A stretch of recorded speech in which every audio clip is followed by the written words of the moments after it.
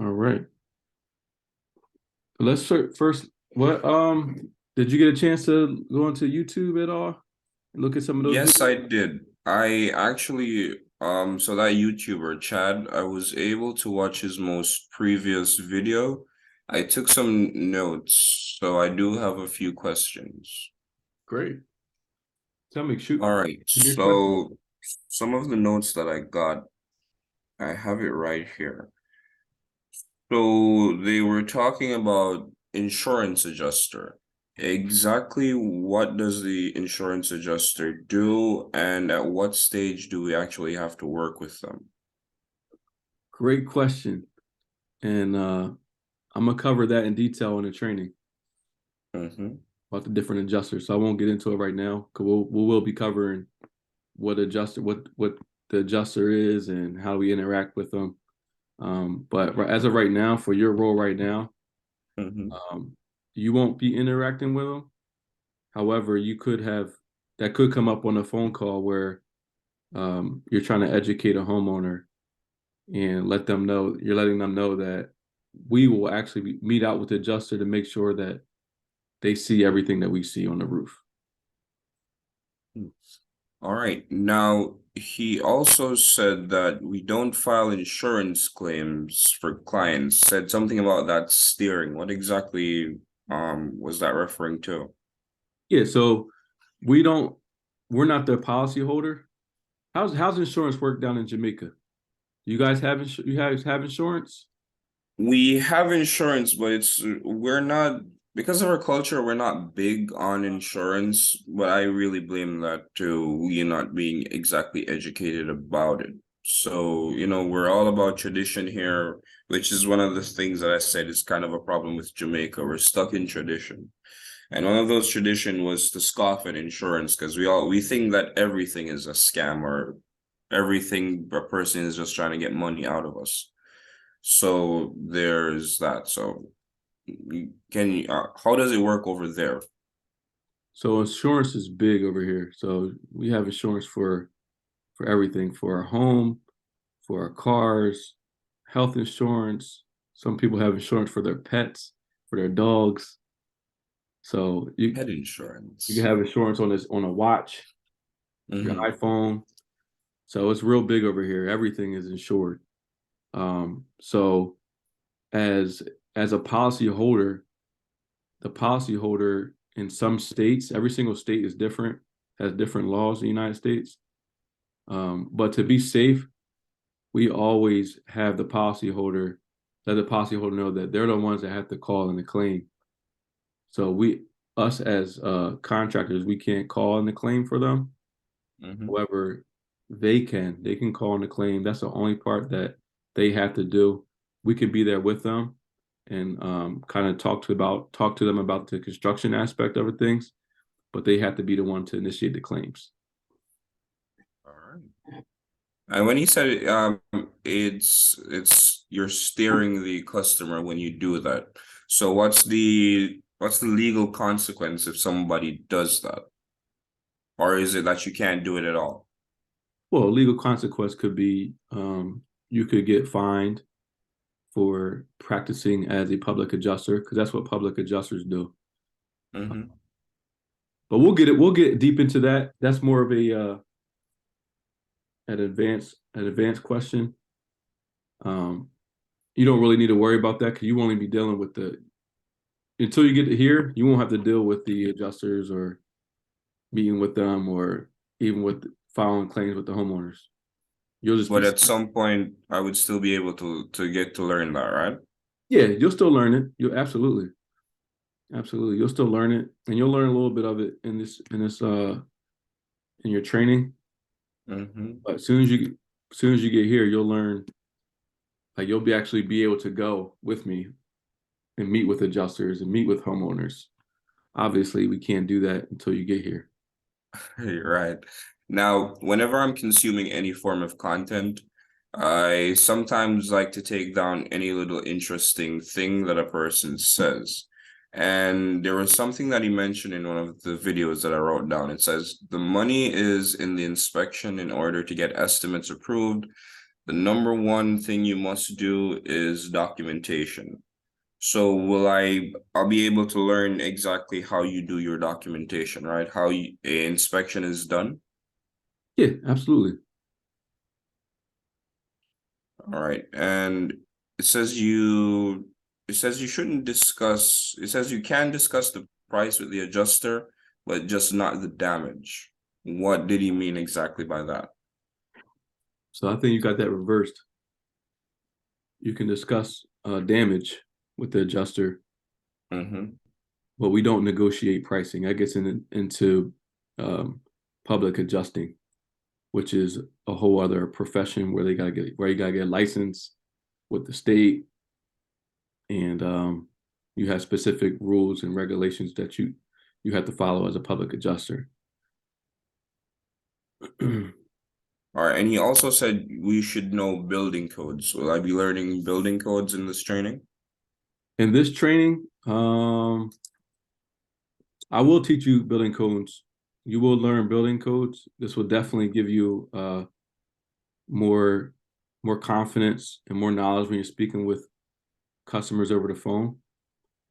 Uh, However, you won't go too much in detail of it. It's not necessary for what you're doing. But hey, I'll give you all the content and all the website where you can go and start learning the codes on your own time if you want to. So I mean, learning. Now for each state, are the building codes different in each state?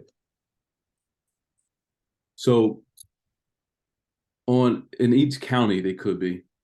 So in the United States, we have United States, then we have each individual state. So all the building Mm-hmm. codes are the same in each state, pretty much, except for certain states like Florida. So they could be different depending on where the state is. So in Florida, there's a lot of hurricanes.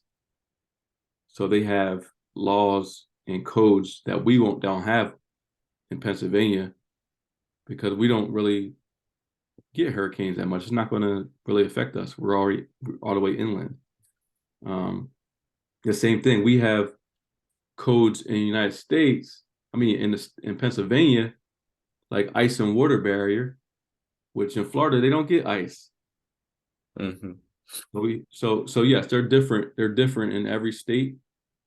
Um, but for the most part, there's only little small differences in every single state. For the most part, the codes are all the same, except for these little intricacies and these little, codes that depends on the area, the heat, the cold, you know. And it is important to know them all, right? To know every single code. Yeah, or to know the difference and the little intricacies. In the state that you're operating. If you're not operating in a state, for what? All right, and that leads me to a different question, not on anything on the video, but for 5 star, let's say 5, 10 years, are you looking to branch out to go into different states? Absolutely. Absolutely. So let me just dive right into the training because a lot of these questions will be answered Mm-hmm. in the training. I just want to see what you tell me what you got. What did you get so far from those videos? I just want to All kind right, of get a so perspective of from the where you are. video, I got that you're working with the adjuster. When you're gonna do a job, you have to do a full, proper, and thorough investigation. Well, an inspection, actually. You should search every room, every closet, and every hallway. Well, as the I made a mistake earlier. I said you can discuss damages with the adjuster, just not in the pricing. And that's pretty much what I got from everything. Okay, perfect. So let me And dive that right in. you should know the building codes and be updated with your building code. Absolutely. Great takeaway. So let me dive right in. So I have a schedule for about until 11:15. I'm not 11:15, 12:15. Does that time work for you? Yeah, that works. Okay. Let me dive right in.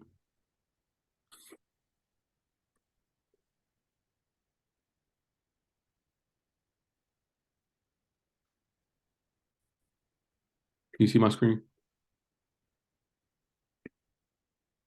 I do. Okay.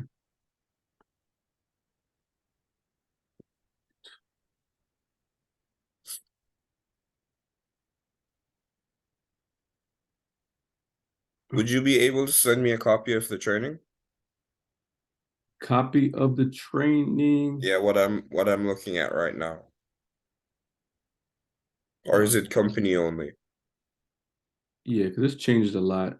But you'll have let me see what just take good notes and then I'll give you everything I got for your training purposes. I mean we have different I have a presentation for sales. I have all kinds of stuff. So I'll give you it's not really necessary to have this training unless you're training. But I'll give you everything in this presentation that we have um, in a documentation form so you can study it and stuff. So, well, welcome to the team. You should have Thank you your again. your email set up now, your 5-star email.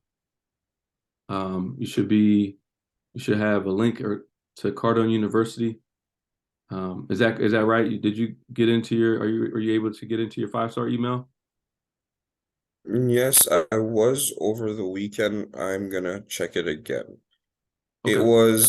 It was for a Google account, right? Yes. So it's your first initial and your last name at 5starexterior.com.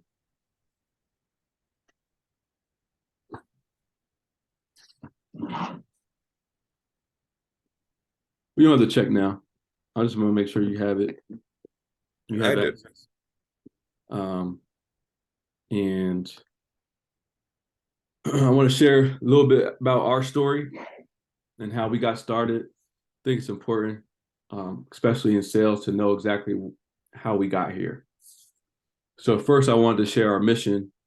I don't have it on this slide, but I will mention it because our mission, our vision, the core values, that is pretty much the foundation of everything that we're doing. If we're following our mission and our vision, everybody wins. Everybody hits their targets. Everybody is improving, and we're helping the customer out tremendously. So we deliver professionalism to the home improvement process by protecting families' largest investment with excellence. That's our mission statement. So our vision for the company and our people is we will enrich 500 employees' lives by helping them achieve their professional, personal, and financial goals. So we're big. We're big on goals, setting goals, and we're big on studying and becoming someone different to achieve those goals. And what I learned is the people who are the happiest are not necessarily the ones that are achieving the goals right now, but they're the ones. Are you still there, Darian? Yeah, I'm still here. Okay. They're the ones that are pursuing their goals and making progress towards their personal, professional, and financial goals. Because that's what creates joy is production and people actually getting closer to their goals. So that's why it's important for us to have goals and have our people break down our goals. So our core values are accountable, transparent, results oriented, inspirational, aligned, and disciplined. We believe that in order to achieve your goals, in order to help our customers and to provide excellence for our customers, we have to be following those core values all the time. Because if we're not being accountable, then you can't really expect excellence to happen. So that brings it to our story. So I got started in this, man. I had always had big goals. I had big goals and dreams, and I didn't know I didn't know what I wanted to do. I just know I wanted to, when I was a kid, I know I wanted to be rich and wealthy. When I was growing up, I grew up in a lower middle class uh, family neighborhood, and we always struggled for money. Um, Believe it or not, people in America struggle for money. That was a strange reality that I learned in high school. Growing up, I always thought everything was amazing in America. Everyone's doing well, everyone's well taken care of, well fed. But in high school, growing up, and then I actually met a few persons and they said, no, it's hard over here. And I'm like, well, damn. Yep, it it's how it is. People only know what they know. They're only if they knew how it was in Jamaica, they'd be like, "Wow, not doing that bad." Or if they knew the opportunities they had in America, which other countries like Jamaica do not have, they'll figure out how to do better. So, Which is true. Because this is one of the reasons why the moment that you offered and I reached out to you immediately because I said, I'm never going to get this opportunity down here. So there is absolutely no reason to say no. right, we appreciate that. So I always knew that I wanted something bigger. I always knew that I wanted to be rich and wealthy. I just didn't know how. I never had the vehicle. And this is one of my dream cars. This is the Lamborghini Aventador. It starts out at like $600,000 US. So that is about how much is what's the currency rate? 150. It's 152 now, the last time I checked. 152 times 600,000. So in Jamaican, this would be $91 million. The cost of this car. Yeah, the exchange rate here is insane, and I keep telling persons. So when I was at the hotel, each time I got paid, I immediately converted it over to US. One of my goals was actually before I left the hotel was to save at least $1,000 US, which I did. So that was a goal achieved. That's great. So yeah, every time I'm saving, I actually save it in United States dollars because the moment that I actually started doing that was actually a crazy story, right? So I'm big on history. If I have absolutely nothing to do in the day, a hobby of mine is to watch history videos. So I watched everything about World War II, and then I watched going forward why America got off the gold standard and the ripple effect that it had after it coming off the gold standard and then being backed by oil. I said, well, damn, the US dollar is actually pretty powerful. And it seems like it keeps going up against. Hold on, my neighbor is calling. Can you give me a moment? I'm terribly sorry about this. Yeah.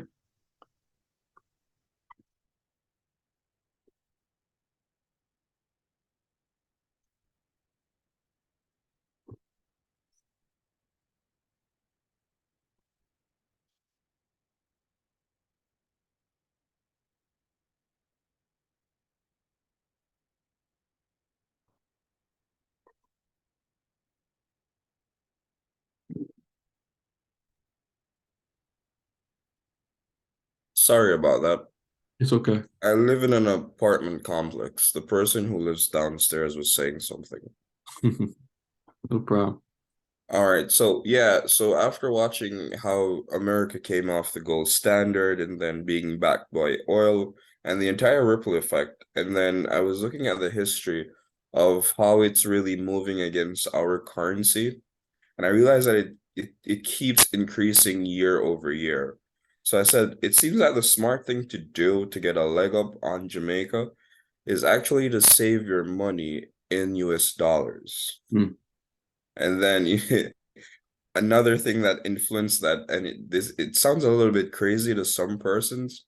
So I was watching how the war in Ukraine is going on and how Russia, the reason why sanctions aren't really working against them is because they keep buying a whole lot of US dollars. They were stacking up on it. And I said, let's take a page out of Russia's book. Let's get something good out of this crisis that's going on. So I learned that and I said, okay, I'm gonna keep saving in US dollars. So my money keeps going up against the Jamaican dollar. Smart, That smart. it was. So, so yeah, I never had a vehicle. I was always looking for that vehicle to take me to my dreams and goal. And let me see that D right there. That's where I grew up in Downtown. That's about 30 minutes from where we are now from Malvern. I went to college at Westchester University. That's about 30 minutes from Malvern or 15 minutes from Malvern. I was a college dropout, so I went 5 years and never got a degree. My whole intention on college was I was there to play basketball. So Mhm. I didn't really see much value in the degree because I wanted to live an extraordinary life and not live paycheck to paycheck, um, and have someone else be in control of my destiny. I want to have opportunity to make limitless income. And here's one of my dreams. I don't know if you can see that. I don't know why this picture's not behind it, but that picture right here is a underwater restaurant in Maldives off the Indian Ocean. So that's one I of saw it's strange that you showed me that. I saw a video and a YouTuber was saying that they'd have anxiety staying there at night because one of your biggest thought would be, is this glass going to break while I'm sleeping? And also, now because it's so open, you don't have divers going around, right? but this is just a restaurant. They have the resort. They have like villas and stuff Mm-hmm. up at the ocean. But yeah, I don't know about the whole divers thing. Yeah, because they were saying, imagine that you're sleeping or doing the deed and you just have a diver just randomly go past. So I was like, so I said, okay, that's an interesting topic, but I don't think they would allow that. No, I That don't would think be a so. big thing against the hotels. I don't think that's actually even possible. Right. But Yeah. I've heard about it. Yeah, this in order for us to vacation there, I think it's gonna cost like 15 grand, 15, $20,000 Yeah, per night. uh round trip and the stay and everything. So here's our struggle, 10-year struggle right here. What's going on with this? So this is what we were like in America, you know, rat race, making money, making income every single week, every single month, spending everything that we made. We never had enough money to get ahead, enough money to save. So I call this was for 10 years. I started in sales when I was 24, back in 2007 for a company that sold vitamins and nutrition.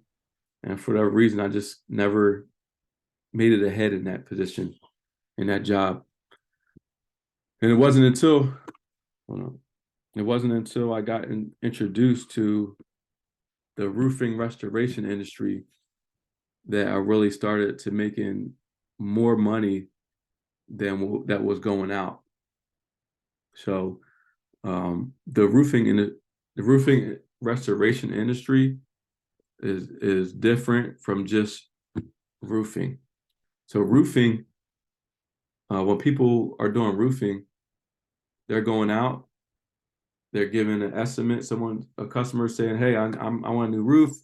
Can you come out and give me a price on my roof?" And then that salesperson, that contractor will go out there, give them a price, sit in their home, say, "Okay, your roof is $15,000." And then usually how that works is a customer say, "Okay, well, I have two other people coming in to look at my roof and give me a price. I'll give you a call back once I have all those." So, and then you might have a guy come in at $12,000. You might have another guy come in at $20,000.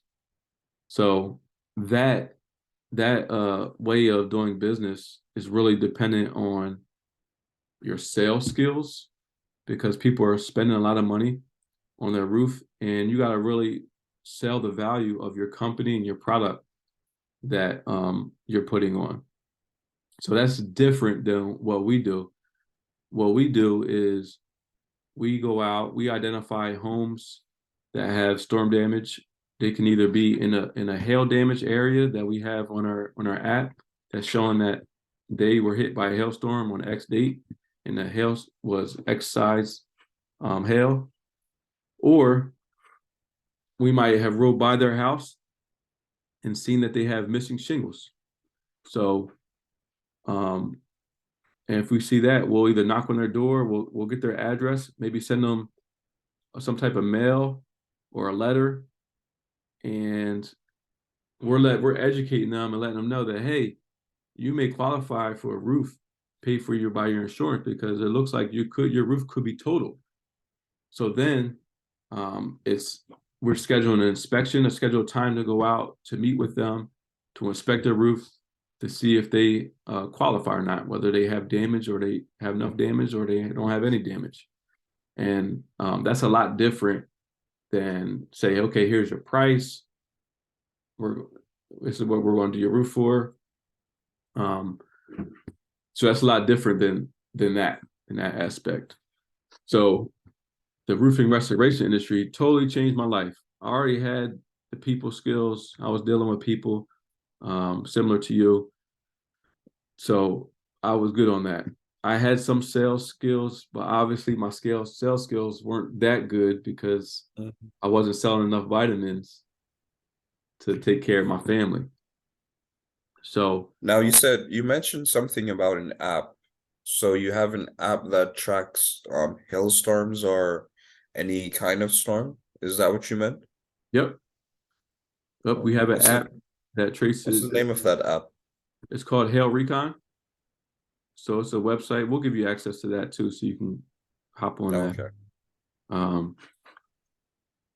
But yeah, we have that app, and where was I going with that?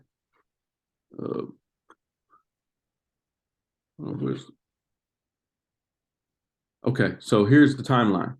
So I got introduced to this industry in 2018, very similar to how you got introduced.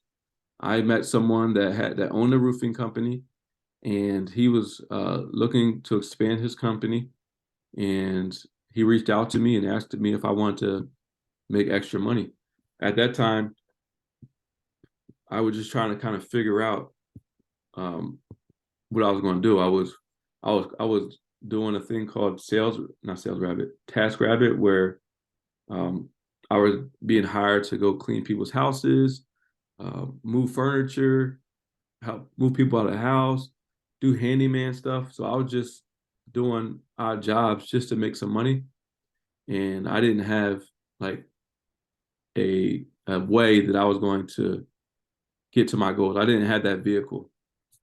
So I got introduced, and how we were generating the leads, we were going and knocking on doors, knock on people's doors, and set up appointments for someone to go close those deals. And I was making money just doing that part time. And then that was February 2018. And then by July, I was a full-time sales rep, knocking on doors, generating leads, and then actually doing the inspections and meeting with the adjuster then. And then by the end of that year, November 2018, that's the first month that in my whole entire life that I made over $10,000 in commissions for the month. And that was a game changer for me. To make $10,000 US in a month, that was a goal for mine from the last 7 years. I mean, last 11 years. So from 2007 to 2018, I was trying to do that. And within not even, a year, I accomplished that in 2018. And that's something that, when you start working and in a sales position, that can be done within a year. Now, with your position now, you could be making upwards of $60,000 from Jamaica in a year, maybe more. As we bring on more people, and you're able to master this, and you're able to start training these people, then definitely it can go over 100,000 from you work from home in Jamaica. All right, now just to step aside for a second. If at any moment you see me mute or stop the video, I'm still here. It's just that I have really terrible sinuses. Okay. Yeah, but I'm still here, so I haven't gone anywhere. You can still go. Okay. Perfect. Thanks for letting me know. So 2019, that was my first year, my first full-time year doing sales, and I made over $100,000 that year. And that's just by following the system, knocking on doors, getting showing people the value, getting people to believe. And by August of 2020, actually, we rewind back. So by, I think it was January 2020, the company I was working for got into financial trouble. And they started paying me late and not able to pay me my bonus, my commissions. And that's when we knew that we had a position. We had to do something, because they showed us that they were in financial difficulties. So we weren't going to wait until they went under to figure out a plan, a next step, an action plan. So we started positioning ourselves and say, you know what, we know everything we got to do. Let's just go ahead and start the company. So we started the company officially in August of 2020, and from August to the end of the year, we did over $200,000 in revenue just that year in those short months. And then by 2021, our first full year in business, we did over $862,000. And last year of 2022, we did over $1.2 million in revenue. And Nice. our goal, go ahead. Did you learn what they did to end up in a bad financial position so you don't end up there? Great question. Absolutely. So what they were doing, he got into financial trouble because, for one, he wasn't disciplined with his money. So he is using his deposits to pay bills. So remember that rat race Yeah. section? So he started doing that. He started using deposits to pay for his overhead. And then eventually deposits were gone, so he couldn't do the work.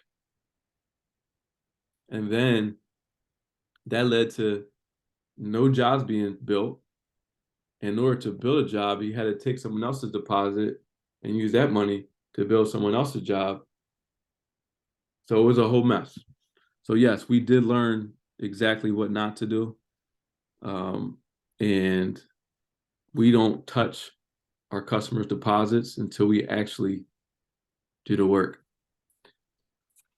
So, and there's a lot of other things too that we do. and you gotta and we have a whole team behind us that makes sure that we're doing everything right as far as a business standpoint, so that way we don't get into trouble. But great question. What what do you notice is the similarity here? You started on the February the 2018. I'm starting February 2023. Crazy. That is, that's a sign. Yes, I yes, look at most things as a sign. I'm not very superstitious, but certain things that stand out, I said that has to be a sign. absolutely. I think I was contacted in January of 2018 too. So a lot of similarities here. A And we're lot. pretty much almost exactly alike. Right, right. Yeah, it's crazy. Sorry, I'm having trouble with these slides. I don't know why they're not going. Oh, it's my picture right there. So 2018, I had 3 kids to support. That was my I think probably one of my first customers that I got scheduled in for an appointment. We got the name, the phone number, the address there, their insurance company, and call in a week or two. Their kitchen is being done. Okay, yep. So now, I mean, now we get to, do things that we never have done before, and most people never get to do. We have a family of 6. Um, we're trapped. We last year. This is all from last year. We were in Arizona at the top right for a business training. The top left, we went to Miami for another training. The bottom left, that was us going to where I think Florida. Yeah. So you said Florida. Yeah, and it took me what? I'm 39 years old, 38. So it took me 38 years to be able to fly in first class.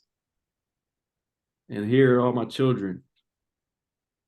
There's a 1-year old, I think he was 5 at the time, the 3-year old and a 2-year old flying first class. So the opportunities and the experiences you'll get to do and provide for your family and your is going to be it's going to be mind-boggling.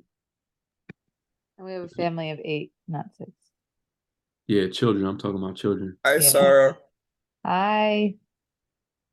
How are you? Good. How are you? I'm just listening. I'm Just good. listening today. So we know in You were order. here this whole time? Yeah, I'm here the whole time, just listening. Justin is doing a fantastic job so far. Thank you. So this is our this is our goals. This is our projected value. So we've hired a company to really to help teach us and help guide us through the things that we need to know in order to be able to grow this company and potentially sell it or potentially exit in some form or way. So here's our goals and our targets for the next 10 years. And we know that we cannot do this by ourselves. So if you look at the 2031, all the way at the right where that number is circled, and you go up 1, 2, 3 lines where it says 45 million. So that's our goal for the next 10 years. We're looking to do in total revenue 45 million. And at the bottom of that, that will be the value of the company, 59 million. So if we sold it, if we decided to sell the company, then that would be what we could sell it for. And we don't want to keep this all to ourselves. We want to share this 59 million with the people that help us get there.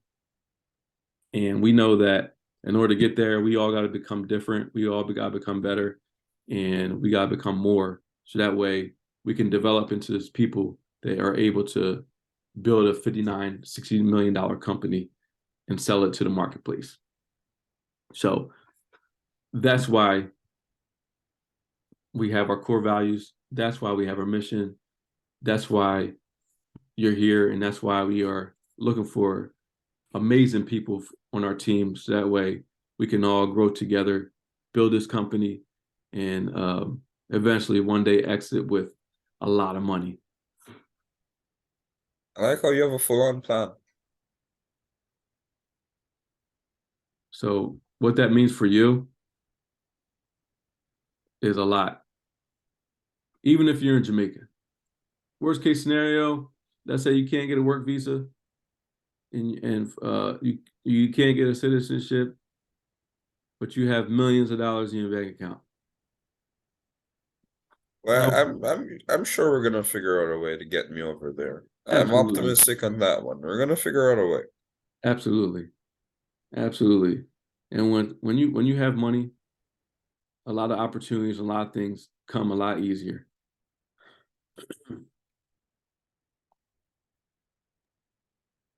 All right, so this is the sales process. So the first goal is getting an appointment scheduled. So that's going to be that's going to be the name of our game, the name of your game right now. So right now we're looking to schedule every single month 22 appointments. So that way I can go and do those appointments. And with our history, we know that out of 22 appointments, for every 3 appointments, we get 1 job. So out of 22 appointments, that's going to give us, let me see how many jobs that is. 11 jobs. So that means that we're looking to get 6 appointments every single week for me. 6 appointments scheduled. So every time we have an appointment scheduled, we call that a lead written. That's a lead written. We have a name, we have a phone number, we have address, we have an appointment time, a solid appointment time. That counts as a lead written. For you, once you get a lead written, that's a $30 commission, just like that. And when you get 6 appointments, you get 6 lead writtens every single week. That's $180 every single week, just off the lead written. Mhm. So we're looking at $720 every single month just in lead writtens. We know that 11 of those lead writtens out of those 22 will become jobs. So out of those 11 jobs in a month of, let's say the month of March, we know that each job accounts for $20,000. So that's $220,000. Oh, can't see it. So that's $220,000 of revenue that will eventually come into the company. Now, because you got all those 220,000, you're going to get 1% commission on that 220,000, which is equal to $2,200. So if we do the math, we add that $720 to the $2,200. That's a total of $2,920 a month that you'll be And making. in Jamaica, that's a lot. Yeah. So that's what. Well, that's something I wanted to ask, because when I was signing the contract, I had seen 35. So is it 35 or is it 30? Well, that's only if you did the minimum. Mm-hmm. So if you only did the minimum of 6, so actually, if you do that, $2,920 times 12, that's $35,000. Okay.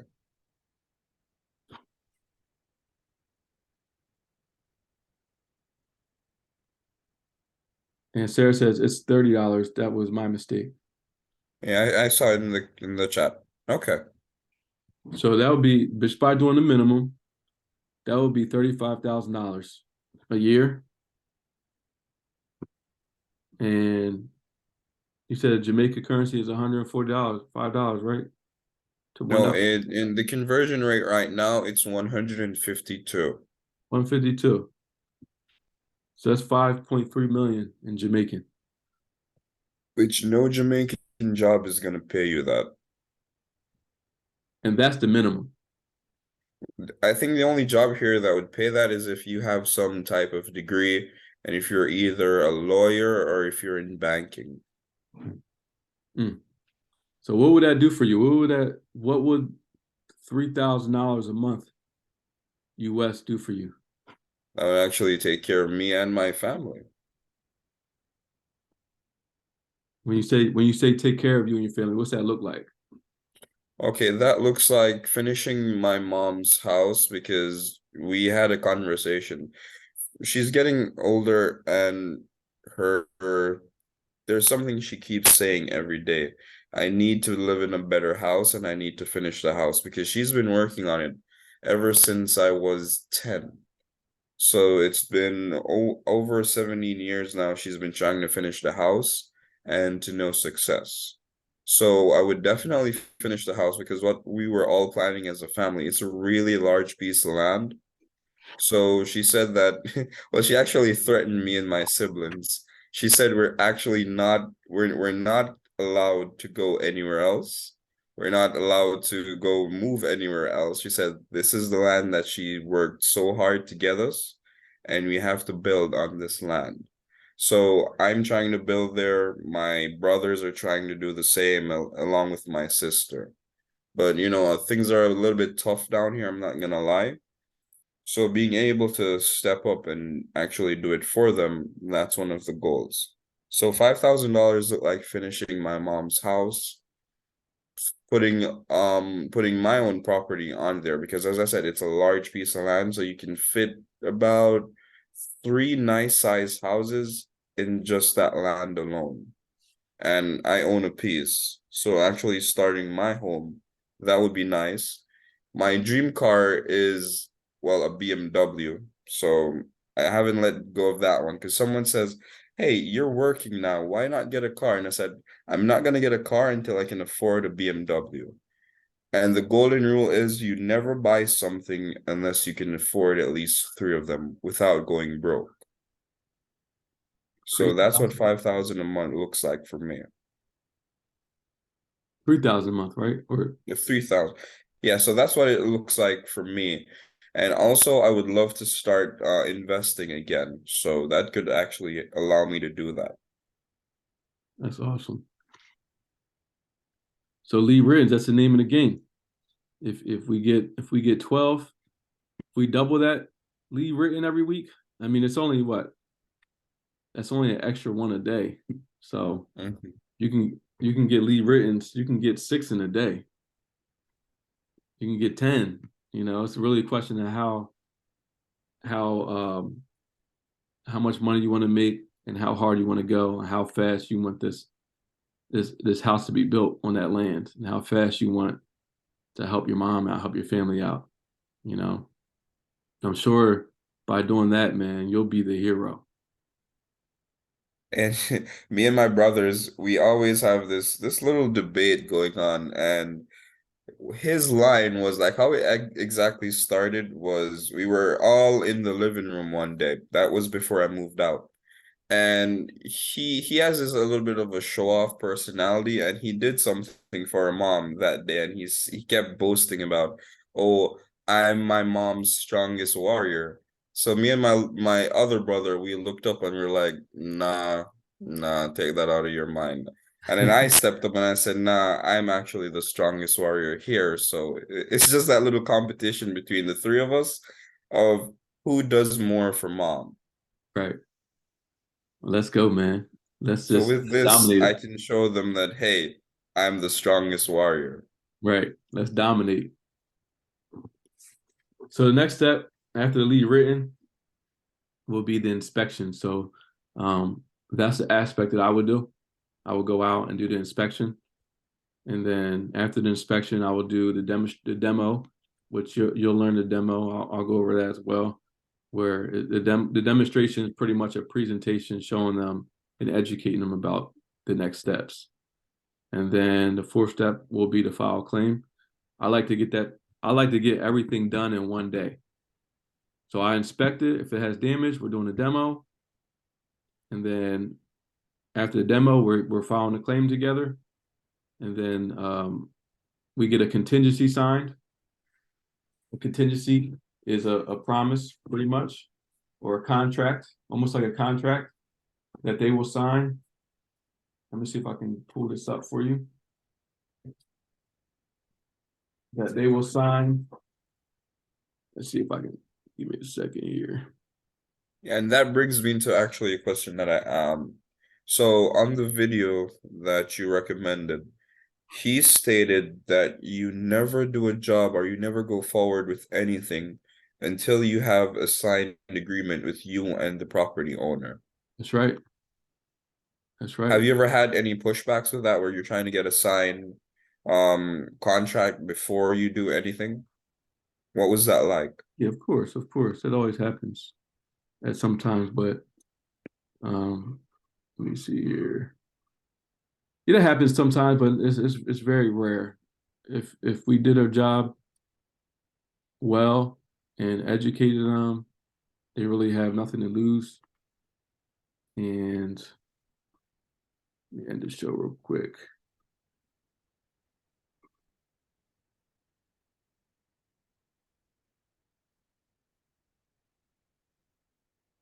So I'm just trying to get this so you can see.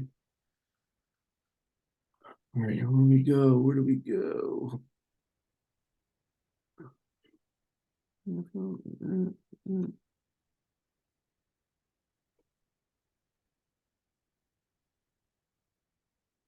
Whatever.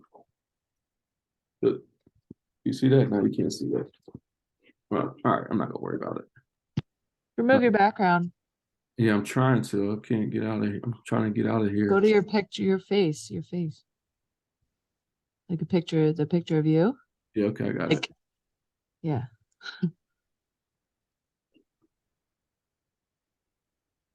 All right. Thank you. You're welcome. This is the contingency. So this is what we get signed during inspection.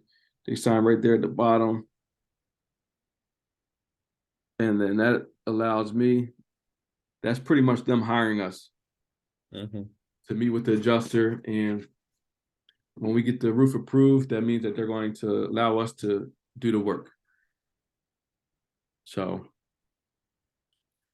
that's exactly what we do. We get everybody to sign. I don't move forward with anything unless they sign that. Have you ever, okay, so before that, that's exactly how you started out. You've never done a job without it being signed, right? Well, no, I did that in the beginning. And I noticed that when I didn't have people sign a real contract, they were I got more people that we lost. So they went with other people when I didn't get them a signed contract. Yeah, because that was one of the mistakes. The person, so the YouTuber name was Chad, right? Yes. Yeah, so he said that's one of the mistakes when he just started out, where he did the inspection, he did all this legwork, and then a lot of persons ended up going with someone else. Yep. Chances go up if you don't have a signed contract. They forget. So the next step after the signed contingency and the claims file is adjustment meeting. So that's when an adjuster comes out that is a representation that represents the insurance company. We come out, we represent the homeowner or the insured, and the adjuster is checking out to see if there is hail damage or wind damage or any kind of storm damage up there. So we'll meet with them, we'll service them, and we'll point out areas where there's storm damage. And our whole the whole point of us being there is we want to make sure that the homeowner or the adjuster sees everything that we see out there, because most customers are not getting on a roof to point out damages. So that's one of the reasons why we're there. So, and then the next step is when adjuster came out, they said, okay, yes, there is enough damage. We're paying for the full roof. Now they have a check in hand. They get sent out a check. They get sent out paperwork that's describing all the damages and how much the insurance company is paying. So once we transfer that information, all those numbers to our contingency, and we get a payment, now that turns into a contract. So that counts as a job sold. Once we get a contract signed and we get a deposit, now that's a job sold. And then the 8th step is to turn that job in. So what's that mean? That means that we're getting colors. We're putting a material order together for the roof. We're scheduling the job. We're uploading all the photos, the documentation to our CRM. We're putting all the information, all the numbers, everything that we need to know to actually do the job. That's called a job turn-in. And we have steps for that as well. And here's a funnel. This is the sales funnel. Mhm. Everything starts out as a lead written. We load those up, get as many lead writtens as possible. And then a percentage of those lead writtens are going to turn into inspection and demos. Then a percentage of those inspection and demos will turn into actual damages, and we'll get a claim filed and a contingency signed. And then those are turned into adjustment meetings. Those adjustment meetings will turn into signed contracts. And then those signed contracts will turn into job turn-ins, which equals sales. I would really love a copy of this presentation. Can I get a copy after this journey? We'll hook you up with a copy of it. All right. So now here's the job process. So the job process is, let me see here. What the heck is going on?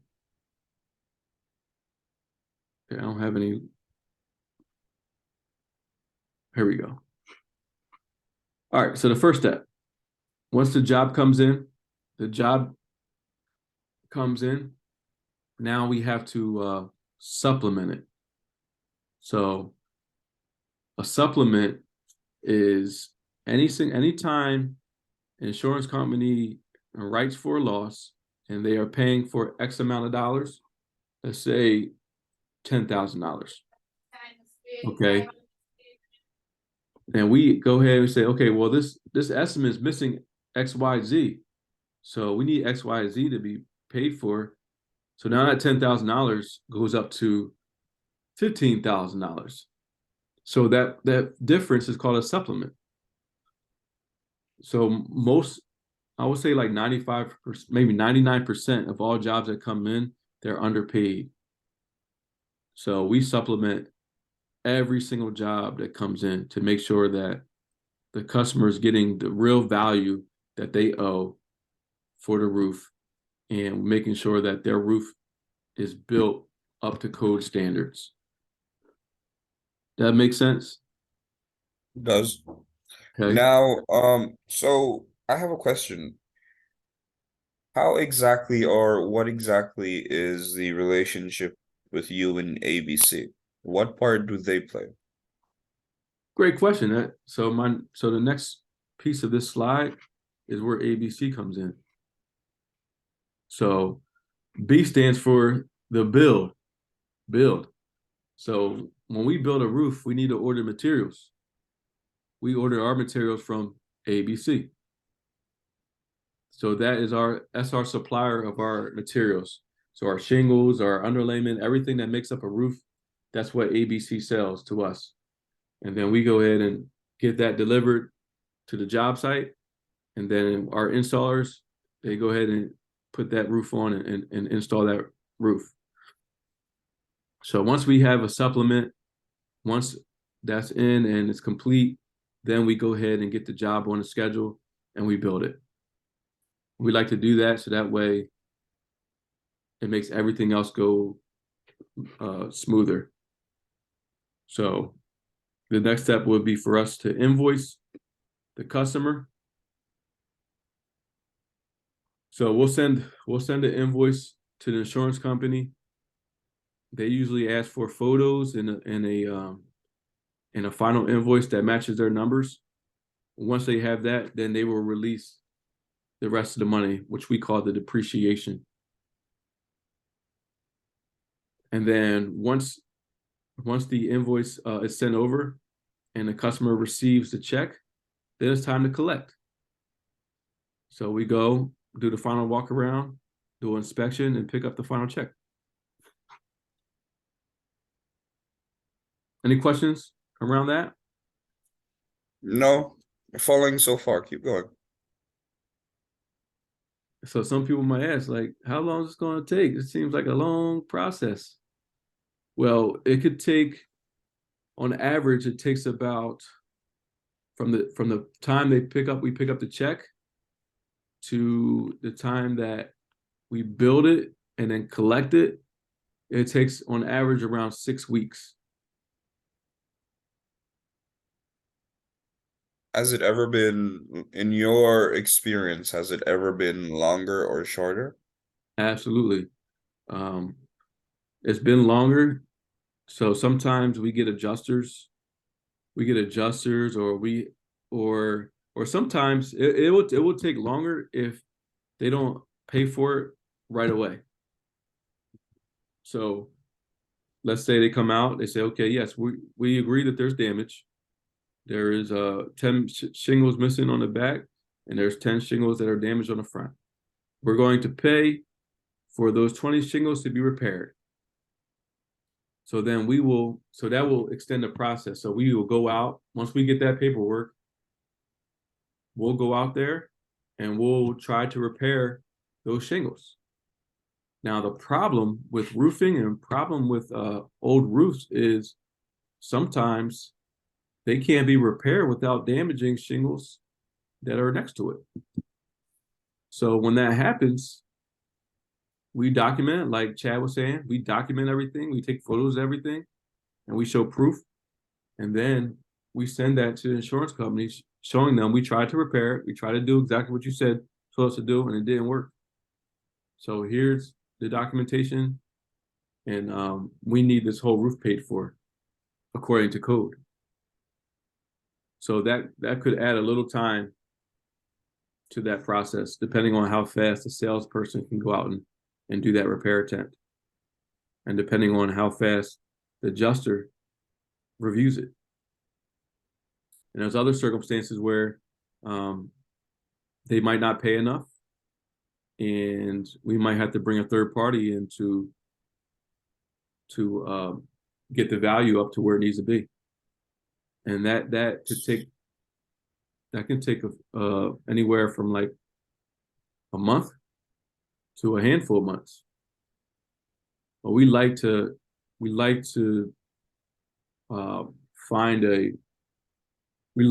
able to do it and not have to bring other people in, other third parties in to increase the value. So that's a small percentage of the job. Sometimes it's worth it to do that.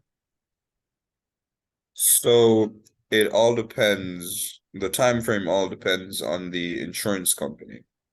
Pretty much, yes. All right. So lead written, we kind of went over this. Well, a lead written definition is a scheduled appointment containing a name, address, time, and date with a prospective customer. So how do we get lead ratings? We promote. So you'll learn this in your trainings too. The 4 P's. Promote is the first thing. Then profit is the second. And then adding people is the third. and then adding processes is the fourth. So that's one of the ways we grow as a company. We first promote, and then we profit. And with those profits, we're able to add more people to do the same thing. And then once we're able to add more people, then we create processes and instructions on exactly how you did what you did successfully. And then that's how we start duplicating. So that way we can grow into that 56 million. So one way to promote is on social media. Great way, free to promote. That can be through posting, letting people know what you do. That can be through direct messaging. That can be through education, educating, having your social media be an education platform for people to go through. You're on the phone talking to a customer, he's not sure, blah, blah, blah. He's still not interested. You send them to your social media, say, check out my social media, check out 5-star social media. I'm gonna send you a link to it right now, so that way you can go. There's a lot of educational value on there. There's a lot of before after pictures, and then they go that's kind of like starting to build confidence for them. So next time you call, you can check it out and say, hey, did you get a chance to go to the social media page? We just had a new roof being built. I would love for you to take a look at it, so that way you see that we're a real company and we're not somewhere out here trying to scam people. Second way is cold calls. So cold calls, that's what you'll major in. Calling past potential customers, calling people that have storm damage roofs that we send you, calling people, finding out people's phone numbers that we gave you the addresses, and now you're able to go look on our app, see what their phone number is, calling them, and that's how you're going to make your money for the most part. And that's fast money. Social media sometimes takes a lot longer, just because it's you're posting, you're not directly contacting them. But once you get someone on the phone, that's a huge opportunity. That appointment can be booked tomorrow. Once it's booked tomorrow, then that's a commission for you. And next week, that roof could be approved.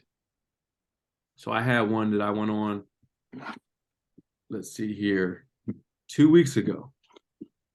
His name was David McElwain. So February 2nd, we scheduled him as soon as we got back from vacation, because we got this lead when we were on vacation.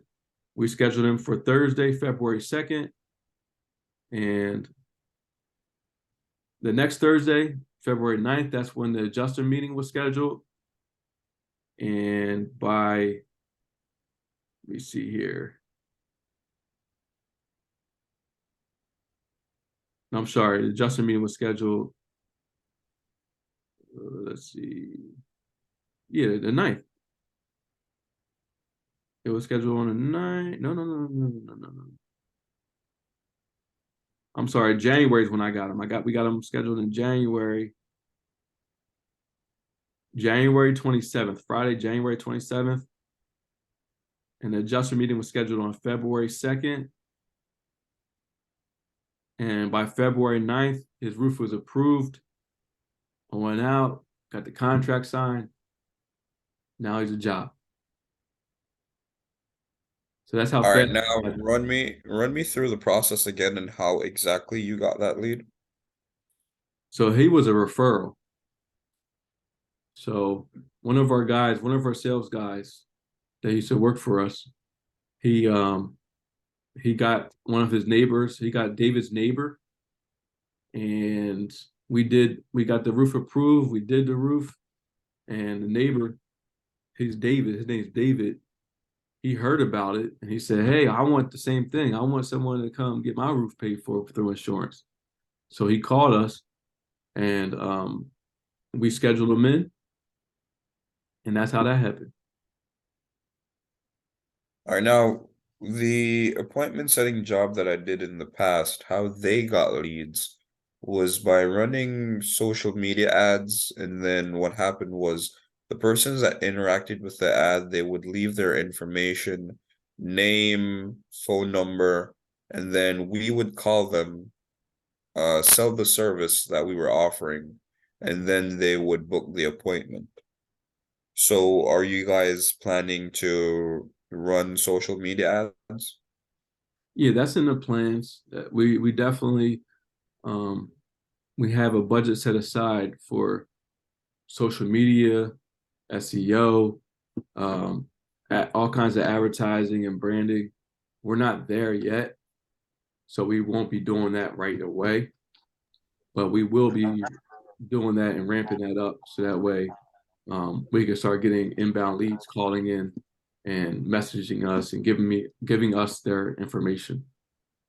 Right now, we're mostly outbound company. That means we're reaching out to people, we're initiating opportunities, but we are working on developing that. That's a whole nother skill that I'm learning and Sarah's learning, so that way we can have all kinds of inbound leads coming in. So yes, that's coming in the future, definitely.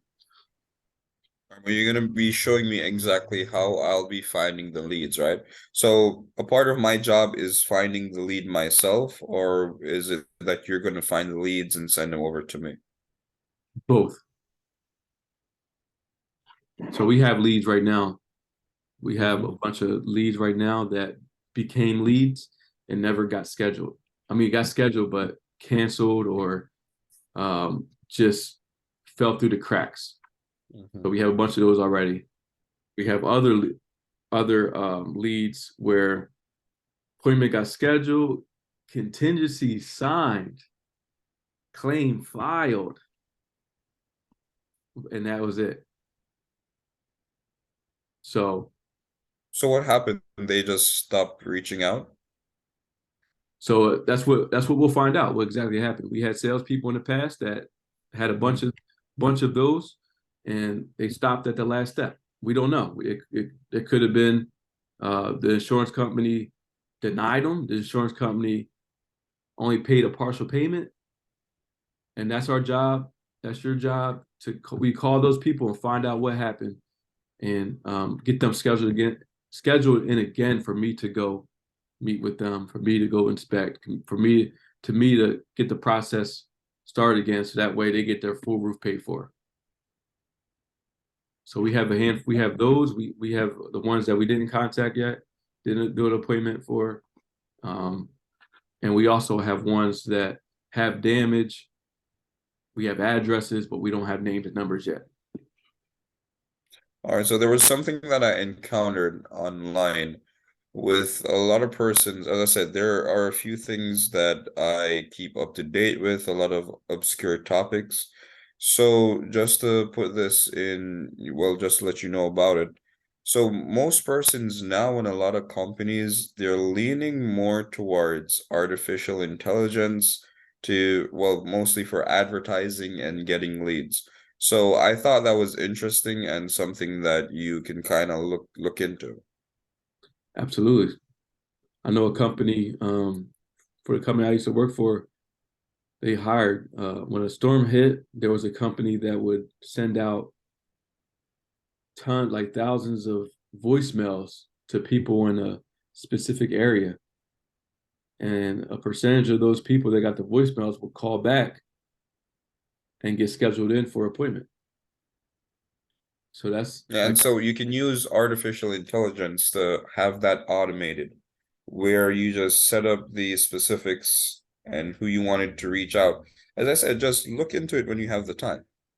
I think it was very interesting. And when I found out, I said, this may be something that you could use, but it's something that I want you to actually be able to, as I said, some persons are iffy on it. So I just wanted you to look into it when you have the time, see if it's something that interests you. Yeah, that'd be great.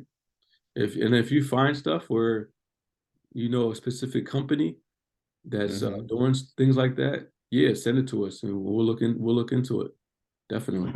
Because there's this person on YouTube, he does mainly sales, and it was a video that he did talking about his experience with his team and how some of the jobs that he automated through artificial intelligence. And advertising and lead generation was one of them. I'm gonna find the video and I'm gonna send it to you on WhatsApp. All right, perfect.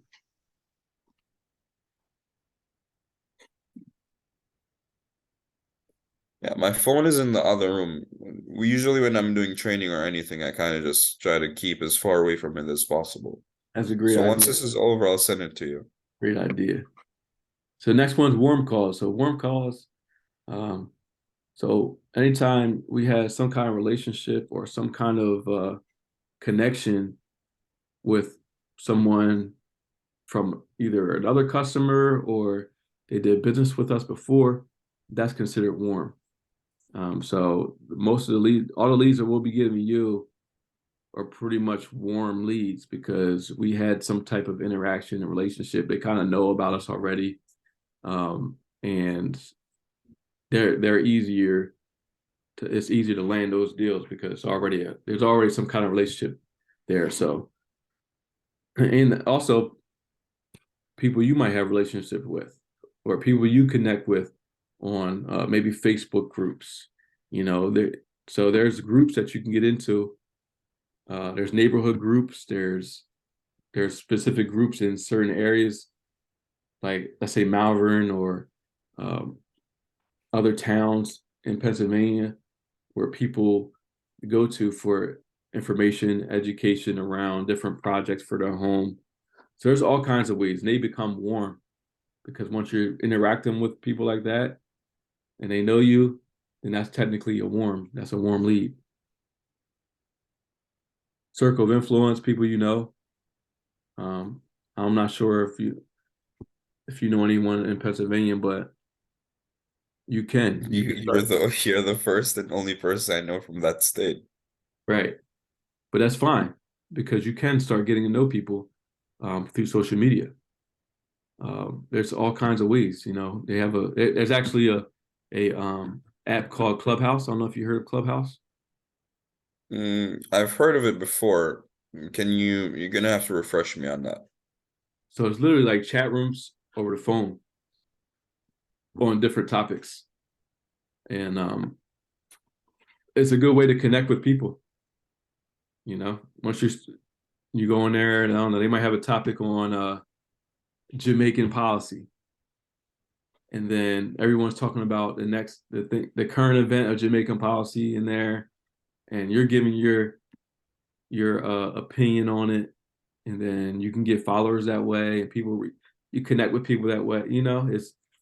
It's a way to connect. So there's all kinds of different ways to start to build relationships and build your circle of influence in specific areas virtually.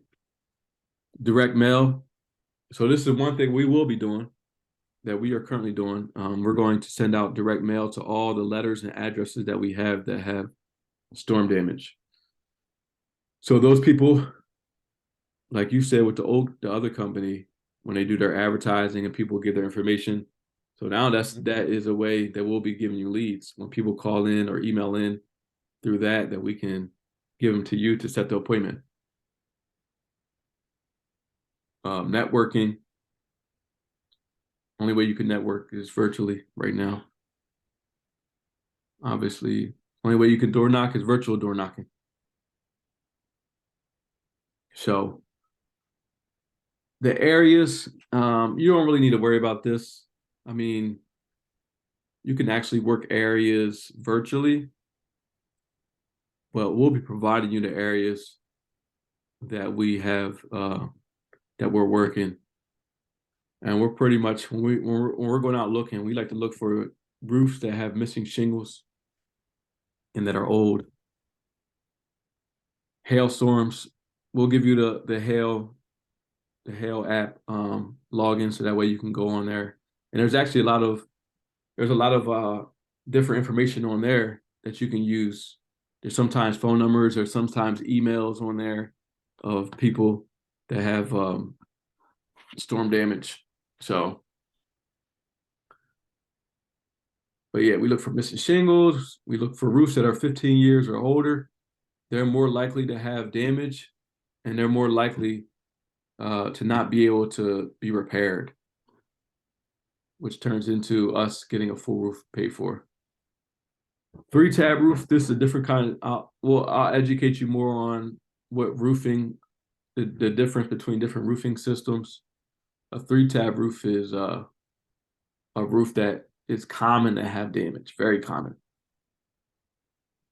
Discontinued shingles, so those are roofs that aren't made anymore. So if the roof is discontinued and it has one damaged shingle, then the insurance company owes to replace that whole roof, because you can't mix shingles that are not made anymore with shingles that are new. So that's a whole market right there. We like to look for neighborhoods that have many houses in them, so close together. And that's mainly because we can work a lot of houses in that small little area. We like big houses because bigger houses equals bigger commissions. Mm-hmm. The same exact work. So a $10,000 roof and a $50,000 roof, for us, it's the same. We put the same amount of time in it, the same amount of effort, same amount of energy, the same presentation. So bigger is better. Bigger is better. Steeper is better. Different. When it's more complex, it's better because that equals more money. So if we're going to be doing the work and it's going to take us X amount of hours, we might as well go big, because we'll do the same work but get paid 5-10 times the amount of money. With your door knocker, you got their door knocking, you want to look for signs of life. Signs of life for people, like a car in the driveway, lights on, door open. That shows signs that people are actually home. All right. Let me see here. So door knocking terminology. Come on. All right. So we'll get you signed up on an app called Canvas. And Canvas, you'll be able to track everything that you did. So let's say you made a phone call to someone. Let's say you made 10 phone calls. Let's say you made 10 phone calls. Well, you'll be able to go to the address that you made the phone call to and mark it as called or phone call. Or if you talk to them, you got them scheduled in, you can put it as you can toggle it as a lead written. So this will start keeping track of all your data, and then by the end of the week you'll have statistics. Okay, I called 500 people, or I called 500 people. Out of those 500 people, I left X amount of voicemails. Out of all 500 people, I talked to 30 people. Out of 30 people I talked to, I got 20 lead writtens. Out of 20 lead writtens, we have 15 appointments that were actually hit. Out of 15 appointments, we have 14 signed contingencies. Now you're able to start working your numbers. How can I get better? How can I turn the 500 to 20 jobs sold or 30 jobs sold? And then we can start strategizing. So the app will only be as good as how much you track it and how accurate you are with your data. So you'll see lead written in there, you'll see doors knocked in there, you'll see calls made in there, you'll see lead written, you'll see inspection, damages, demo, contingency, contract. So you'll be able to see right on the app everything that's going on all your jobs and all your stuff. And then All right, now there was one question that I had. So in your experience, right, I'm gonna be doing calls from here. What time of the day do you think is best? So what's the work culture over there like? For most of the persons that you would consider your clients, what time do they go to work, or are they retirees, or what time are they on lunch? What time do they get back from work? Great question. It all varies. So in United States, you're allowed to call people from I think 8 o'clock in the morning to 8 p.m. at night. Mhm. And in the sales training, there's a special training on cold calls, and they teach you exactly when to call, how to call, what time to call, and there's statistics around the times. So I think it was, I don't know, 70% of customers pick up or between 1 o'clock. I'm just giving you an example, between 1 o'clock and 4 o'clock or something like that. And then there's still 30% that pick up outside of those hours. So in the training, you'll see he said just call all day long. Just be hitting it. So, and we don't even have that real data because we haven't done it. So the app, by putting in exactly when you called, the time, it's going to help us with those stats. So we don't know. We really don't know when the best time to call is. But we will get that data as we start doing it. Yeah. Now, you stated something earlier that once I get further in this job, I'll be able to train other persons. Would you be interested in hiring other Jamaicans? Would I be able to refer anyone? Now, I wouldn't refer anyone, letting them or giving them, hey, the the promise of they're gonna get a visa or the same deal that I'm getting, but you would be interested in hiring other persons working from home? Absolutely. Absolutely. All right. You could build a whole team out there. That was one of the things that I was thinking about. And that was one of the questions that I written down for today, if I'd be able to build a team myself. So, Absolutely. Once we master promote mhm. and we're profiting from that promote, and then we start adding people, then we can start adding people, and then we start adding processes to bring those people in so that way they can hit the ground running. We make it easier for them. So absolutely. So here are the 4 stages of the job, or let me see what this says. Hold on. Okay, here we go. 4 stages a customer can be in. So you're calling these people, right? We have no idea, for the most part, we have no idea where they are. So when I say where they are is they might not even know that they have storm damage. So that's the first stage they can be in. They don't know. They potentially have damage on their roof, and they don't even know they could potentially have damage. So we'll be coming at those customers differently than someone that knows they have damage. The second step they can be in is they could got a partially paid claim. So what's a partially paid claim? A partially paid claim is they filed a claim, whether it could have been with a contractor or without a contractor. And the customer, the insurance company gave them some paperwork that said they're paying for X amount of shingles to be repaired. So they're not paying for the entire roof. And sometimes the amount that the insurance company is paying doesn't even exceed their deductible. So with filing a claim, let's say your roof is $10,000, and there's a portion you have to pay. So the customers, they choose a deductible. So that's a portion that the customer pays. So deductibles are usually about $1,000, anywhere from 1,500, 2,500. So insurance company says, okay, we'll pay for the entire roof, but you have to pay the $1,000 portion. And that portion you pay first, and then we'll pay the rest.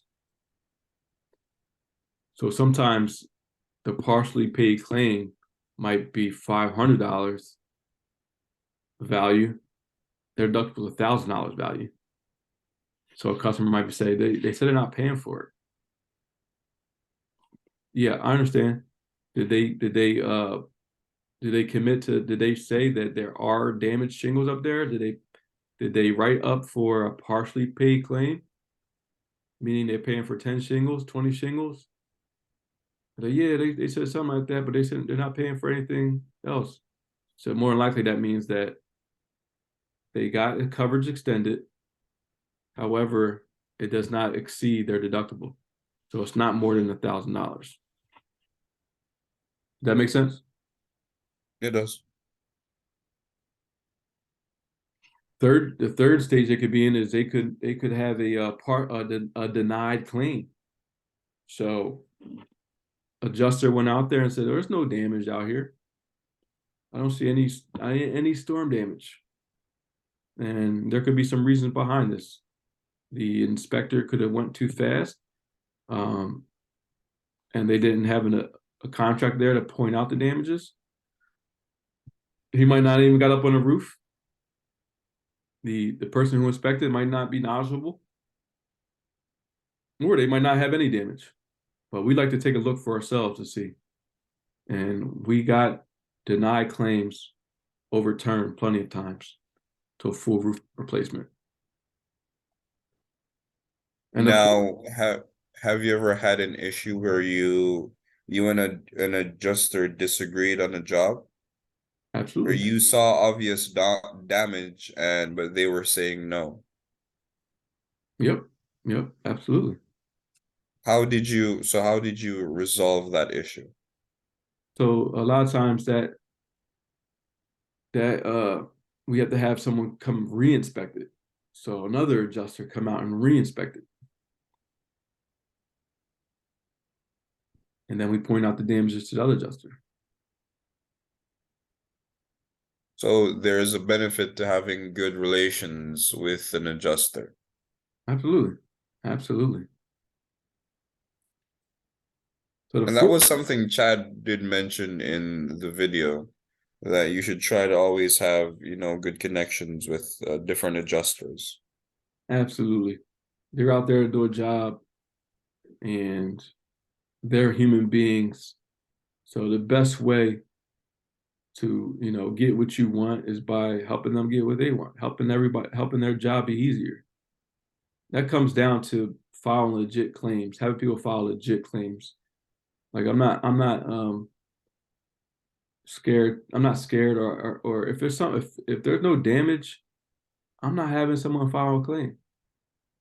If there's a small percentage, I'm gonna let the customer know. Say, hey, it's possible they could pay for it, but it's only a small chance. So it's totally up to you.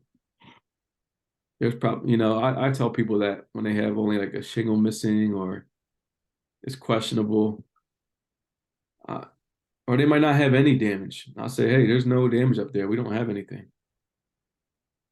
So, but there's some people who file claims regardless, and we're not that company. Mm-hmm. Oh, so the fourth step is they might be approved and have a check in hand. So they filed a claim on their own. Adjuster went up there, said, oh yeah, there's a bunch of damage up here. They approved the roof. They got the paperwork and they got the check, and they're ready to go. They're ready to hire a roofer, hire a contractor. So there's different wants and needs for all four of those areas. Questions? No, I'm following. Keep going. Let's take a quick break because I gotta go to the bathroom. All right. And then we'll start right back up. How many? 5 minutes, Yeah, 10 minutes? do 5 minutes. Do 5 minutes. All right, cool. All right.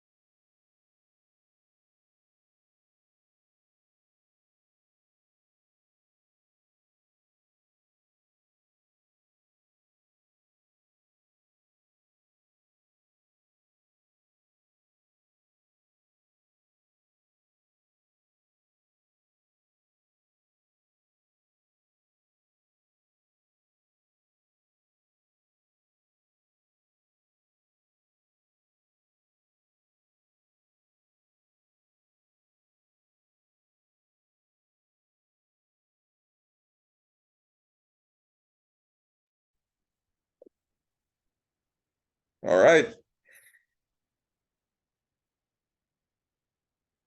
You're still muted.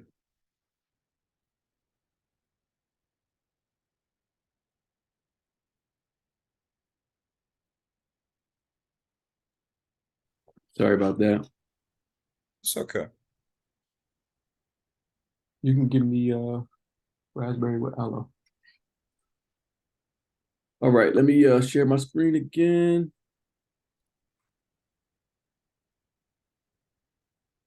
Actually, we'll go over this stuff tomorrow. This is the whole script.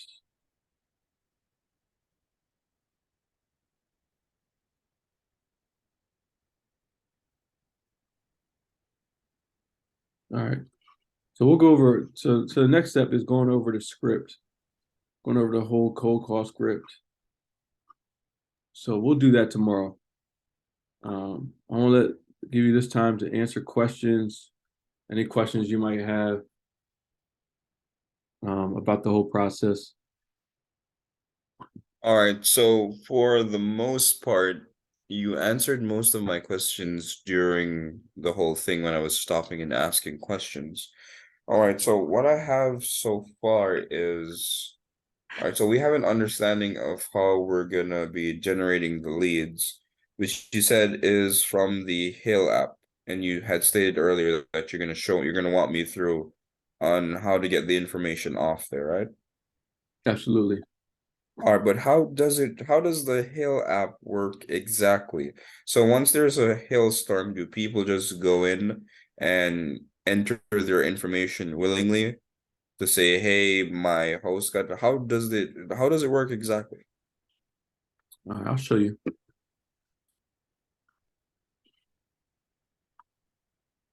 All right, so hail trades, my hail recoming. You see my screen? I can.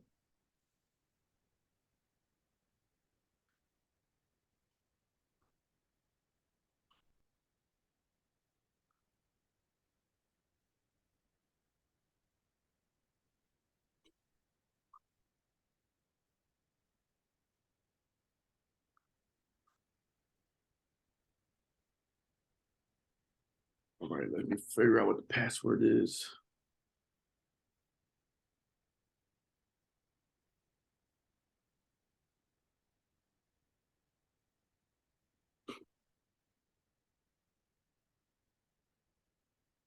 It's 5-star.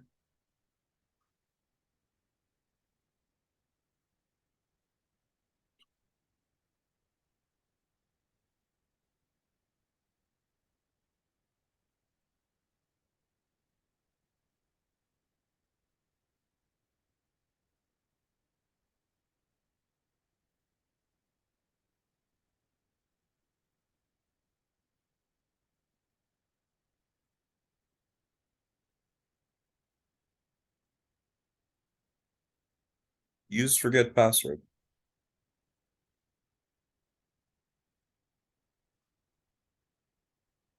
Justin one.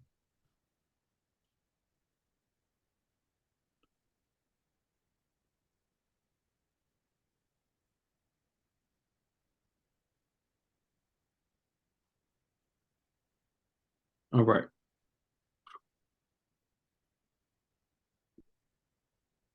So this is the Hail app.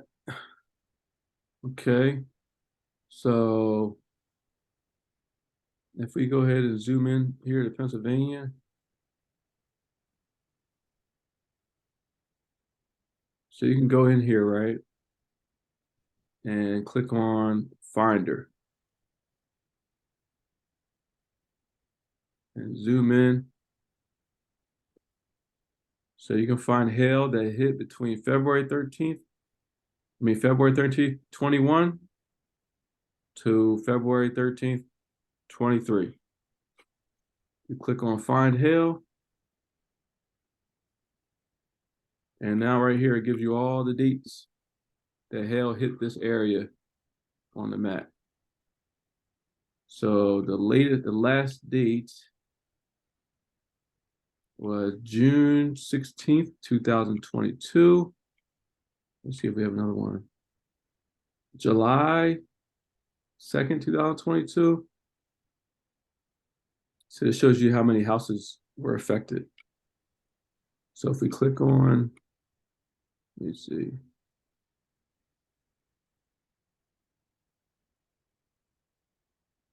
We work here.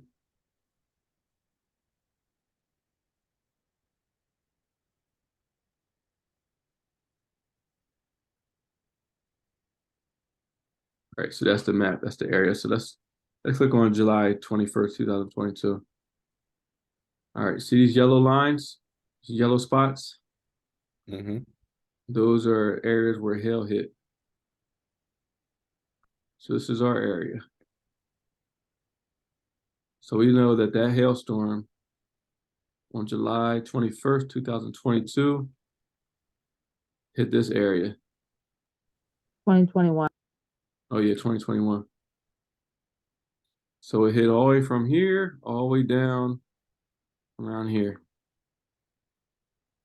So then we can switch this map to a satellite view and we can see all the houses. You zoom in.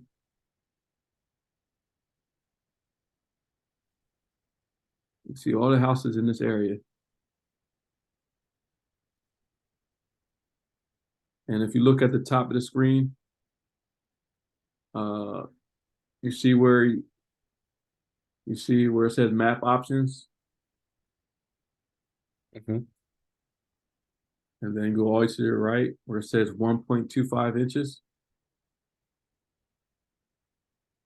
I see. It tells you the hail, how big the hail was in this area. And we can always click on the address. Excuse me. We can do an address marker. So this gives us the address, 601 Creek Lane, Flowertown, PA. And click on the street view, and that is the house. So it actually might be a good house to look at. So then you would drive to that address? So if this hailstorm just happened, and I saw all these big houses in this area, Mm-hmm. I would definitely go to this neighborhood and look and see if I can find any damage anywhere on mailboxes, on metals. And then if I saw like that and I think there could have been hail there, yeah, we'll start knocking on these doors. Start knocking on these doors, sending mail, start making calls to these people. So Yeah, but how would you get the numbers to call? all right, let's see here. Let's see here. So if we go into our Canvas app, let's see.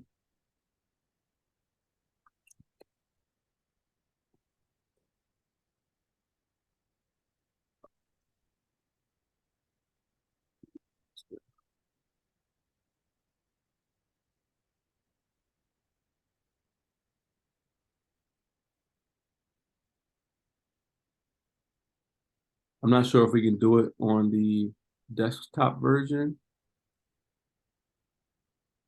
but we might be able to do it on the phone version, the mobile version.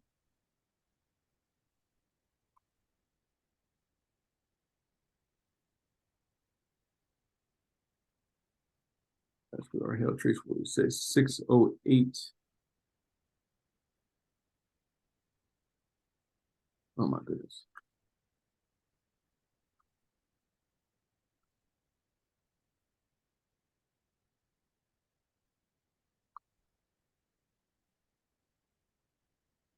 Sometimes it'll be here. Mm-hmm. If it's not,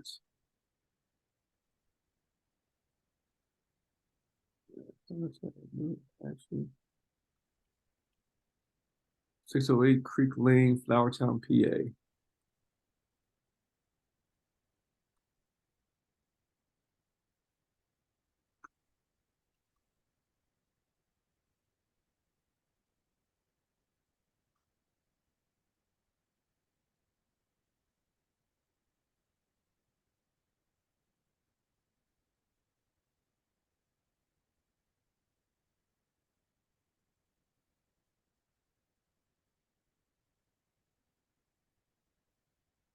Yeah, I'm not. I don't think we can do it on this version. I mean, on this. But there's a way through the Canvas app that you can use to find the phone numbers. Yeah, it might be. It might be on there. Let me look at it real quick.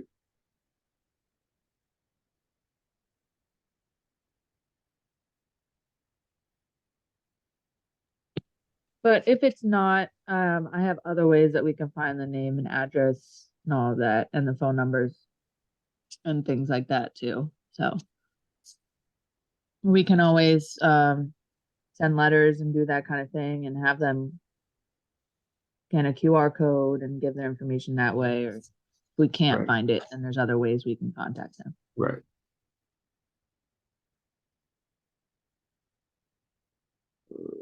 What was it? 608 what? It was Flowered. It was 608 Creek. Creek Lane. Creek Lane, Flower Town.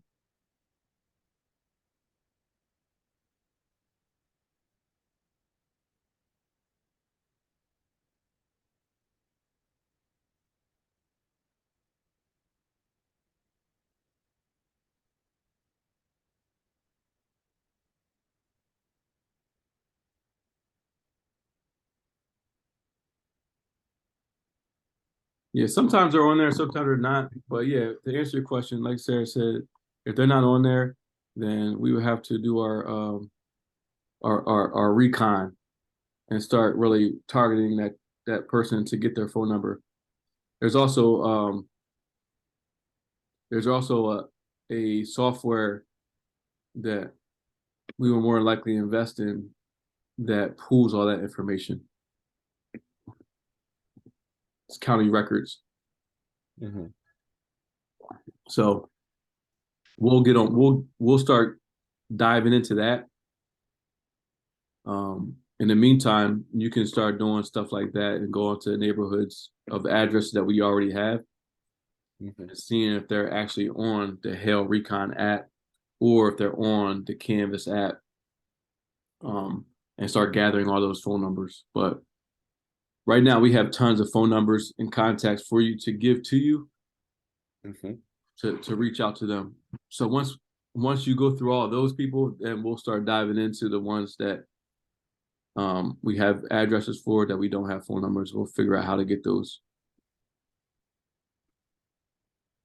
All right, have you guys chosen the dialer yet? Like, have you figured out what system I'll be using to make the phone calls? Yes. Sarah said yes. Okay.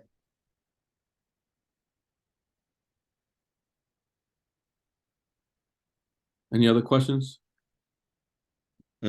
Questions so far?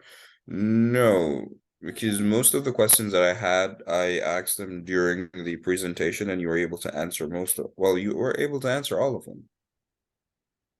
So let me show you this real quick. So this is 17 pages of leads.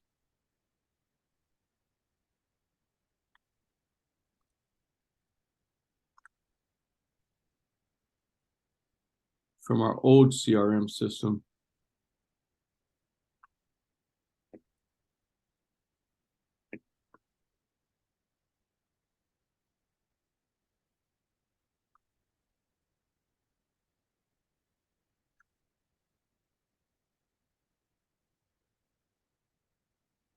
So here are some of the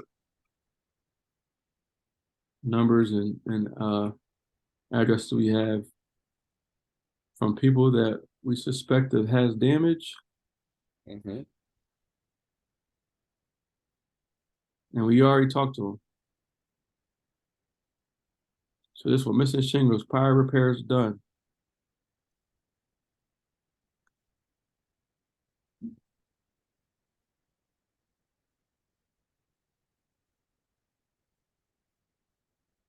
Mrs. Shingles prior parents gave her my information. She wants to talk it over with her husband, who is a retired contractor.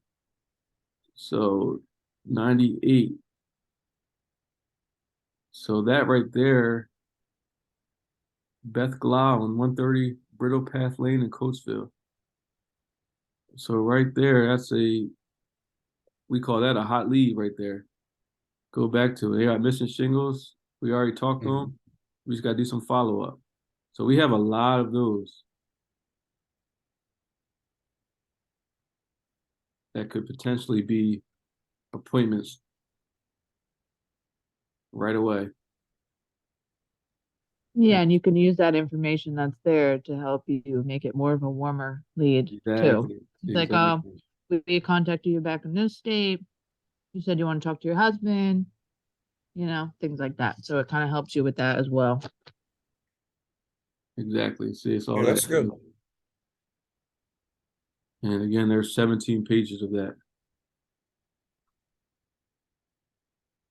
So we already have a good amount of leads that we can start working. And that's where you come in because we don't have the time and the capacity to do everything. And you start doing this, we can start getting you can be in this for a while, Mhm. working this for a while. All right, now so I guess with your business, you don't cover only Malvern, you cover the entire Pennsylvania area, right? Not the entire Pennsylvania area, just because Pennsylvania is a big state. It'll take like 8 hours to get to the other side of the state. So we like to stay within like a 20-mile radius of where we are. So here's us. So we're right here.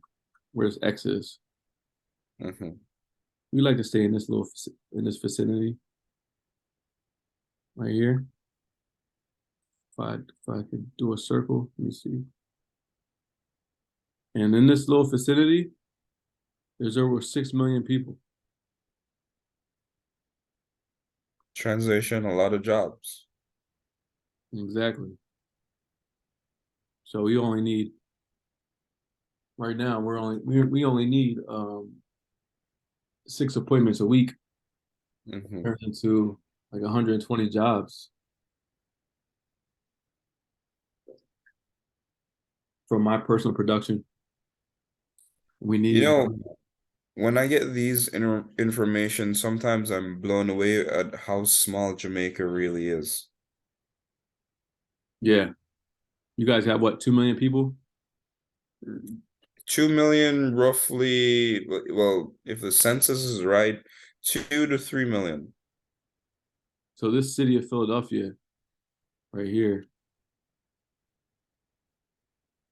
the city of Philadelphia has 1 million. Jamaica is a very small place.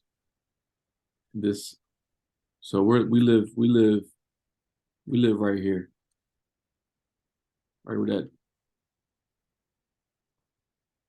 right where this dot is. I mean that the X. And this is called the suburbs of Philadelphia. So in the United States we have things called urban area, which is Philadelphia. That's the urban area. And anything that is not Philadelphia around Philadelphia is called a suburban area. So all these little locations are all the suburbs. So the greater Philadelphia area has over might be 7 million people in it. All right, now does Pennsylvania, do they have any inner cities? Inner cities? And do you know like what we consider? So what we would call an inner city here, you would pretty much call it a ghetto. Yeah, we have ghettos. A lot in Philadelphia. Um, Not so much in the suburbs, because those are the safer areas. You're not going to find many ghettos here in these areas. Um, but in the cities, yeah, you'll definitely find ghettos in the cities, but not in the suburbs. All right, here's another question that I had. Do you only do residential jobs? Do you do any commercial? So we haven't done many commercial, but we definitely want to get into that. So that is another area that we can target and focus on as well. Calling churches. So churches are good ones, apartment buildings are good ones. Schools. Schools. So and yeah, we'll give you when we find those, we'll give those to you too. And those phone numbers are public. You can go right to Google. As long as you have the name of the place, you can say church in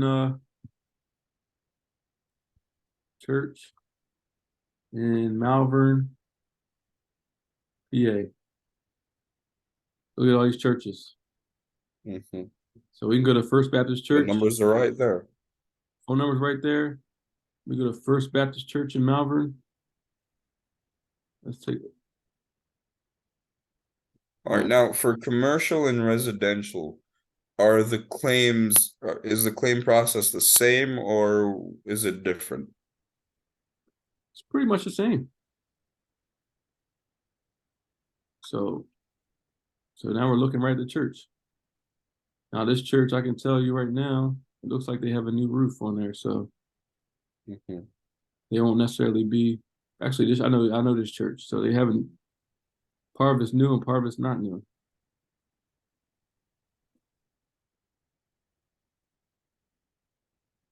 And we'll be your feet. We'll be your foot on the ground. So if you find a church in a Hale area Mhm. that you think is a good potential job, you can get a bunch of them. We can take a look at them and see if they will qualify or not. And we say, yeah, it qualify. It might qualify. Then it'll be now it's on you to go get an appointment book with a decision maker. All right, now there was another thing, and I just remembered this question. So with the video with Chad, he says if the roof is damaged, then chances are something else is damaged. So for when you're doing a job, you only stick to the roof restoration, right? Well, we do roofing, we do siding, gutters, anything that's exterior, we'll do. And So chances are if the roof is damaged, that means the gutter might be damaged also, right? yeah, that's true. It could be with hail, Mm-hmm. with wind, not so much. So yeah, with hail, we just did a roofing. The contract I showed you, we just did a siding, and we did roofing, siding, and we're doing the gutters today on that job. So, any other questions? And the claims, it would cover the gutters also, right? Because that would still be technically a part of the roof. If they're damaged, Okay. yeah, if they're All right, damaged, that pretty much answers all the questions that I had. And also, I mentioned earlier about AI. Now, to let you know, I was actually trying one of them. There is this thing called Otter.ai. And what it actually does, if you're having any sort of Zoom call, it takes the notes for you. So for the entirety of this call, it's been taking the notes, and I'm gonna go over them and let you know exactly how that turned out. that's great. Yeah, let me know. And let's And as I said, so most of what I find to anything that can actually help the business, I'll just run it by you and Sarah. appreciate it. It's perfect. So that's pretty much all the questions I had. All right, great. Well, we got some great things accomplished today. Let's do this again tomorrow. Let's Same time? yeah, same time. I'll schedule it.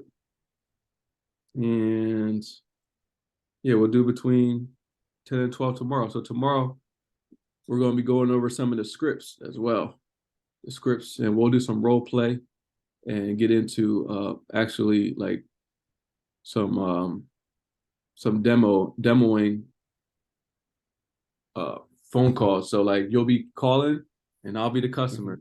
You be the customer then I'll be calling. So we'll get into some of that. Sure, that works. And we'll start developing scripts as we go as well. Because we don't have much experience with doing the calls. And but as we start making calls, we'll have objections that come up and we'll have things that come up that we'll be able to address and develop scripts and rebuttals for in real time. So that way when they come up again, we're handling it right on the call. All right, now before you go, in terms of rejection, what's the most popular one you've encountered? Which one comes up the most? For cold calls, Yeah. well, I haven't done cold calls, so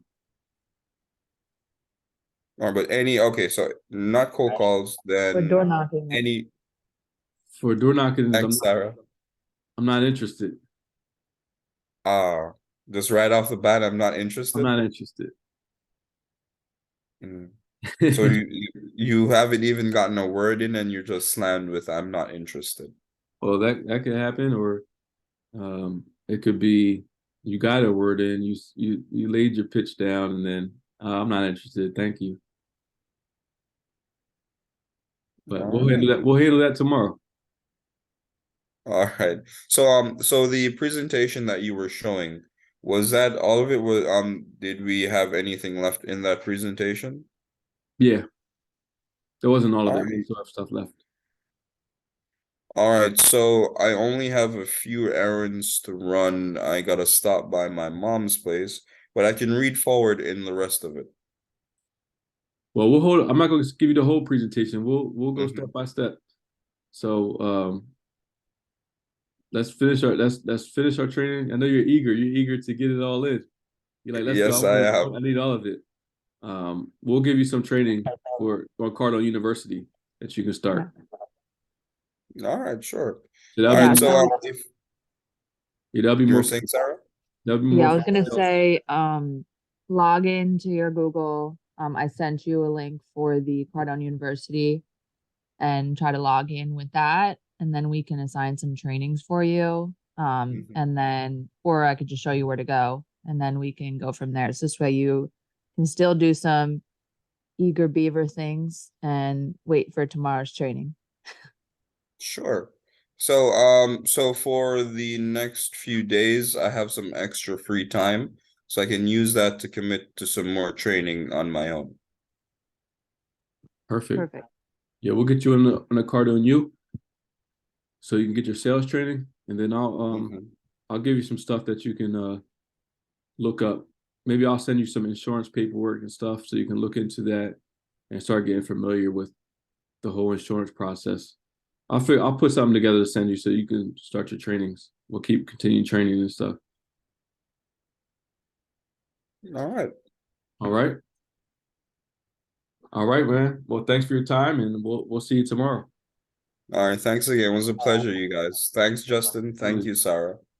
You're Absolutely. welcome. Have a good day. You too. Thanks.